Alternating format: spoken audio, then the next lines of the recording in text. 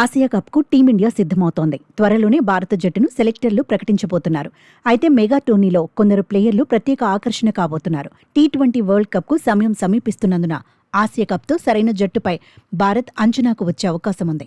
ఆ లెక్కలు ఎలా ఉన్నా కొందరు ప్లేయర్ల మీద ప్రత్యేకంగా అందరి దృష్టి పడబోతోంది. అందులో అభిషేక్ శర్మ కూడా ఉన్నాడు. ఫియర్లెస్ క్రికెటర్గా అభిషేక్ పేరు తెచ్చుకున్నాడు. అందుకు తగినట్టే కొన్ని బ్లాస్టింగ్ ఇన్నింగ్స్ ఆడాడు. విధ్వంసకర బ్యాటింగ్తో తన ఖాతాలో సెంచరీలు కూడా వేసుకున్నాడు.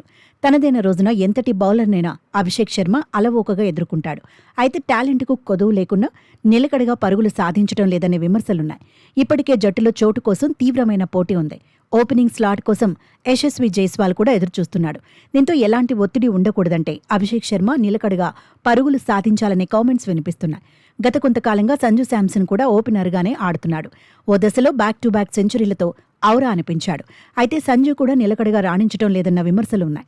శుభ్మన్ గిల్ రీ ఎంట్రీ ఇస్తే సంజు శాంసన్కో ఓపెనర్గా అవకాశం ఉంటుందో లేదో అనే సందేహాలు కూడా వ్యక్తమవుతున్నాయి.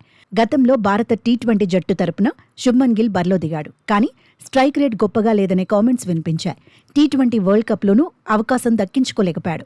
అయితే అప్పటితో పోల్చితే ఇప్పుడు పరిస్థితులు మారిపోయాయి. టెస్ట్ జట్టును శుభ్మన్ లీడ్ చేస్తున్నాడు. వన్డేల్లోనూ వైస్ కెప్టెన్గా ఉన్నాడు. టీ20లోనూ ఎప్పుడో ఒకప్పుడు పగ్గాలు అందుకునే అవకాశాలున్నాయి. కాకపోతే రీ ఎంట్రీలో దంచి కొట్టాల్సిందే. లేదంటే వన్డేలు టెస్టులకు పరిమితం కావాల్సి ఉంటుంది. కెప్టెన్గా సూర్యకుమార్ యాదవ్ మీద కూడా భారీ అంచనాలు ఉండబోతున్నాయి. టీ20లో పూర్తిస్థాయి కెప్టెన్ అయ్యాక స్కై సాధించిన విజయాల శాతం అద్భుతంగానే ఉంది. అదే సమయంలో గతంతో పోల్చితే వ్యక్తిగత ప్రదర్శన తగ్గింది. ఇప్పుడు ఆసియా కప్లో సూర్య మెరుపులు మెరిపించాలనే అంచనాలు ఉన్నాయి. ఎన్ని విజయాలు సాధించినా వ్యక్తిగత ప్రదర్శన కూడా మెరుగ్గా ఉండాలనే చర్చ ఉంది.